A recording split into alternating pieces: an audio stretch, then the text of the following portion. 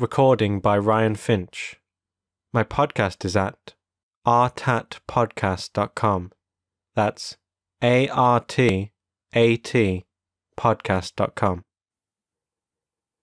Ex Oblivione by H.P. Lovecraft.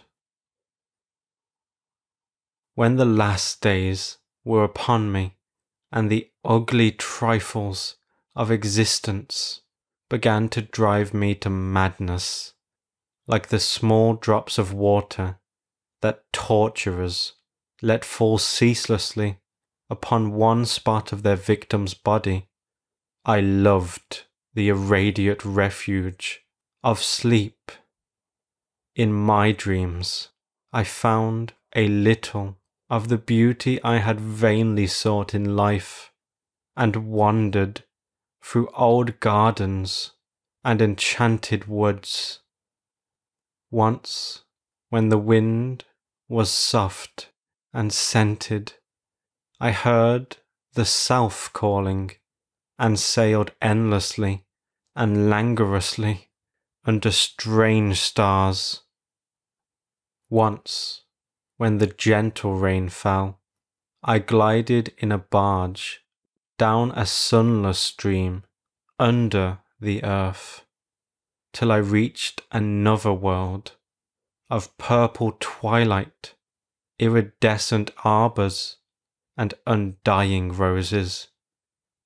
And once I walked through a golden valley that led to shadowy groves and ruins, and ended in a mighty wall, green with antique vines, and pierced by a little gate of bronze.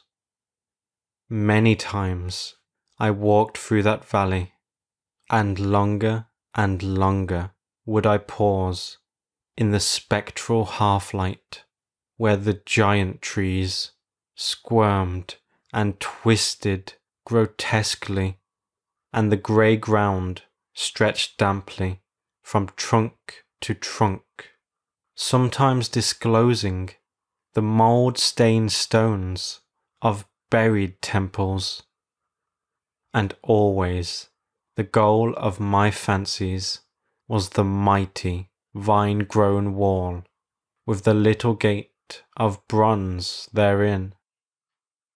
After a while, as the days of waking became less and less bearable from their greyness and sameness, I would often drift in opiate peace through the valley and the shadowy groves, and wonder how I might seize them from my eternal dwelling place, so that I need no more crawl back to a dull world stripped of interest and new colours. And as I looked upon the little gate in the mighty wall, I felt that beyond it lay a dream country, from which, once it was entered, there would be no return. So each night, in sleep, I strove to find the hidden latch of the gate in the ivied antique wall, though it was exceedingly well hidden. And I would tell myself that the realm beyond the wall was not more lasting merely, but more lovely and radiant as well.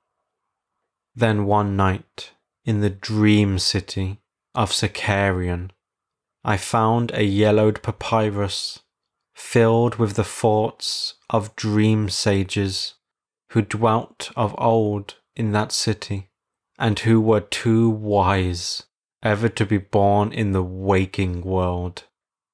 Therein were written many things concerning the world of dreams, and among them was lore of a golden valley, and a sacred grove with temples, and a high wall pierced by a little bronze gate. When I saw this lore, I knew that it touched on the scenes I had haunted, and I therefore read long in the yellowed papyrus, Some of the dream sages wrote gorgeously of the wonders beyond the irrepassable gate, but others told of horror and disappointment. I knew not which to believe, yet longed more and more to cross forever into the unknown land, for doubt and secrecy are the lure of lures, and no new horror can be more terrible than the daily torture of the commonplace. So, when I learned of the drug which would unlock the gate and drive me through, I resolved to take it when next I awaked. Last night I swallowed the drug and floated dreamily into the golden valley and the shadowy groves, and when I came this time to the antique wall, I saw that the small gate of bronze was ajar.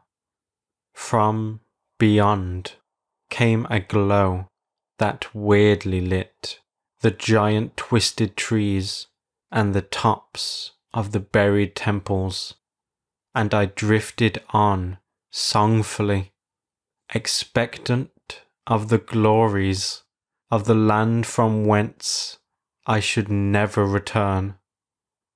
But as the gate swung wider and the sorcery of drug and dream pushed me through, I knew that all sights and glories were at an end, for in that new realm was neither land nor sea, but only the white void of unpeopled and illimitable space. So, happier than I ever dared hope to be, I dissolved again into that native infinity of crystal oblivion, from which the demon life had called me for one brief and desolate hour. End of Ex Oblivione. Reading by Ryan Finch.